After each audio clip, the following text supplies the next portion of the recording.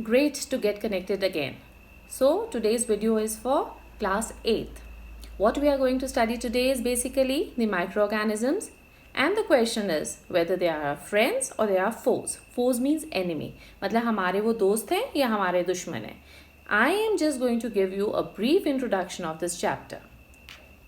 Now coming to the first word of your chapter, that is the microorganisms.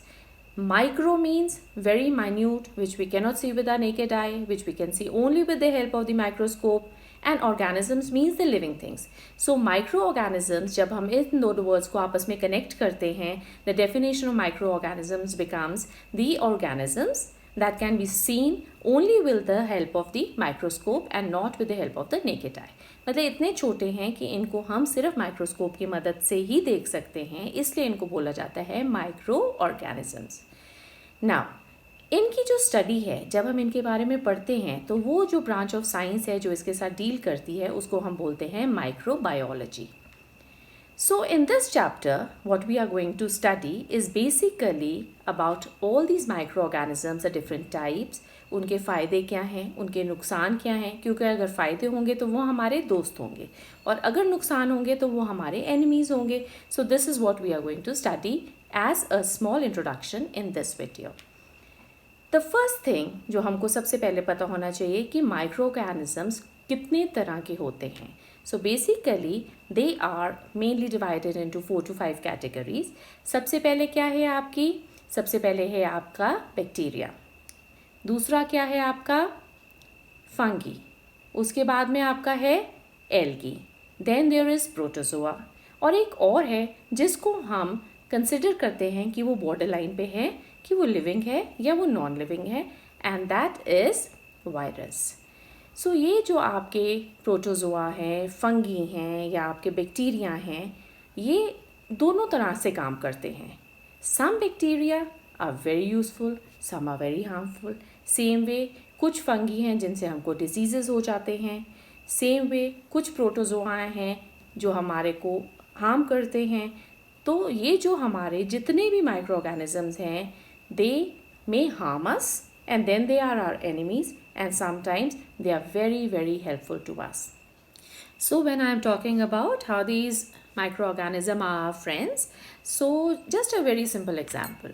Suppose हम बस में travel कर रहे हैं जिसकी विंडो खुली है, तो हम क्या, कई बार हमको सडनली एक स्मेल आती है बाहर से और हम बोलते हैं कि maybe some animal has died and we are getting that smell. तो ये स्मेल कैसे आती है? देयर आर सर्टेन बैक्टीरिया जो क्या कर रहे हैं, उसकी बॉडी को डीकम्पोज कर रहे हैं, and they are known as the decomposers. So we can also say that these bacteria are the sweepers of the environment. तो वो क्या कर रहे हैं, जो भी डेड बॉडीज़ हैं प्लांट्स की, एनिमल्स की, उनको वो धीरे धीरे डिके करते हैं, and they are just clearing the environment. So this is one very great benefit of these bacteria or the microorganisms. Then another thing, when we are talking about the uses, or you can say the benefits of these microorganisms, so don't forget one thing कि there are certain bacteria जो हमारे alimentary canal में भी हैं, cow के alimentary canal में भी हैं, and they are helping in the digestion of the food. If I'm talking about bacteria again, then or other microorganisms, what happens is कि ये कुछ biogeochemical cycles हैं जिनको ये maintain करने में help करते हैं. Generally they help to maintain the percentage of carbon and the nitrogen in the atmosphere, in the air. and होता क्या है बच्चे कि कुछ जो कार्बन साइकिल है उसमें आपका कार्बन ऑक्सीजन कंटेंट मेंटेन हो रहा है with the help of certain decomposition is taking place and carbon dioxide is coming out, fuels are burning. तो ये सारी जो चीज़ें हैं या डिके हो रहा है, whatever is happening because of these bacteria and all, that is helping to maintain the percentage of carbon in the atmosphere. Okay, so it is basically maintaining the carbon content and the nitrogen content in the cycles which are known as the biogeochemical cycles. अब nitrogen content जो है वो maintain होता है. We all know that there are certain bacteria which are there in the nodules of the leguminous plants. ये क्या करते हैं, फ्री नाइट्रोजन को फिक्स करते हैं, which is converted into nitrites, nitrates and finally the proteins which are utilised by the plant. So इसीलिए हम बोलते हैं कि जो लेग्यूम्स हैं they are rich in proteins because उनमें नाइट्रोजन फिक्स हुई है. तो जो नाइट्रोजन कंटेंट है सब्सिक्वेंटली जब प्लांट्स की डेथ होती है, बैक्टीरिया डिकम्पोज करते हैं and then again the nitrogen is released into the air.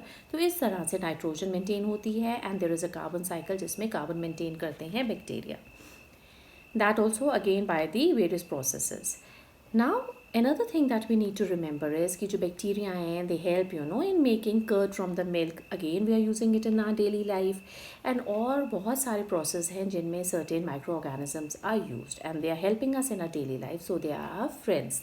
अब हमने देखा होगा कि समटाइम्स आपके मम्मी जो है डोसे का मटेरियल करती है तैयार या इडली का मटेरियल तैयार करते हैं, तो वो क्या करते हैं, जो भी मटेरियल है उसमें वो रात को थोड़ा सा यीस्ट डालते हैं and by the morning it's just fluffs up and उसमें बहुत सारी एयर आ जाती है and it just rises and हो क्या रहा है, उसमें एक थोड़ी सी स्मेल आने लगती है which is a kind of जैसे कोई चीज़ फर्मेंट होती है, जैसे आपकी अल्कोहल वाली स्मेल आने लगती है. So this is basically known as a fermentation and generally जो एल्कोहलिक बेवरेजेस बनती हैं वो भी आपकी basically is also made with the help of the yeast. तो ये जो प्रोसेस है इसको हम बोलते हैं फर्मेंटेशन. तो ये भी उसका एक फ़ायदा है. अब फोर्स कैसे हैं, एनिमीज़ कैसे हैं, या ये हमको हार्म कैसे करते हैं, it is when they are causing disease to us. So ये जो डिजीज़ हैं ये बेसिकली कॉज कौन करते हैं, बैक्टीरिया भी कॉज करते हैं. For example there are certain disease like tuberculosis and all. Then viruses जो हैं they are causing the disease like your common cold is there, your cough is there. And then there are certain fungal diseases, for example ringworm हो गया, skin diseases हो गए, and therefore all these organisms are causing certain harmful effects in the form of diseases.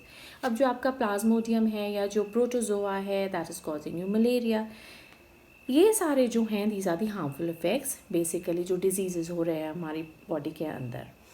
And they are being caused in the case of the plants also in the form of the rust, in the case of the smut.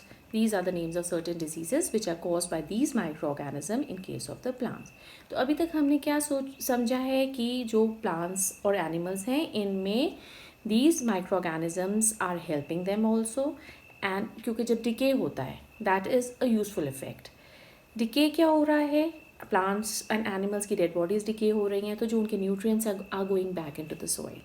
So decomposition यहाँ पे useful है, लेकिन decomposition harmful कहाँ होगी, जहाँ पे आपका food stuff जो है that is getting harmed by these bacteria. ठीक है ना. तो हम क्या करते हैं, हमने उस फूड स्टफ को बचाना है कि डिके जो है हार्मफुल होती है because it results in the spoilage of the food, जिसको हम बोलते हैं फूड पॉइजनिंग हो गई किसी को. इट इज़ बिकॉज उसके अंदर माइक्रो ऑर्गेनिजम्स हैं which are harming you. So we need to preserve the food and there are different methods of preservation of the food जो हम इन डिटेल पढ़ेंगे. फॉर एग्जाम्पल कई बार हम फूड को प्रिजर्व करते हैं बाय पास्चराइजिंग इट. मिल्क जो आप देखते हो प्रिजर्व्ड आता है that is pasteurisation. And then cooling the food. Why, because bacteria जो है वो कोल्ड में सर्वाइव नहीं करते. और heating the food that again kills the bacteria. और पुटिंग इट इन वैक्यूम जिसमें उनको सांस लेना नहीं पॉसिबल होता and they do not thrive there, they do not survive there. So ये कुछ मेथड्स हैं. या कई बार हम केमिकल्स ऐड कर देते हैं like sodium benzoate etcetera which are helping in preserving the jams and all. So there are the different methods in which we can preserve the food ताकि वो फूड जो है हेल्दी रहे हमारे खाने के लिए और कंजम्पशन के लिए for a longer time. So students, I am sure now you have understood or got the basic idea of the different concepts which are going to be dealt in detail in the subsequent videos. तो I am sure अभी आपके mind में एक outline आ गई होगी कि micro organisms क्या होते हैं, उनके फ़ायदे क्या हैं, उनके नुकसान क्या हैं और हम किस तरह से उन नुकसान को मिनिमाइज़ कर सकते हैं या उनसे बच सकते हैं. So children, stay connected with me on my channel rise to shine for a detailed explanation of this chapter in the subsequent videos. Thank you so much, children.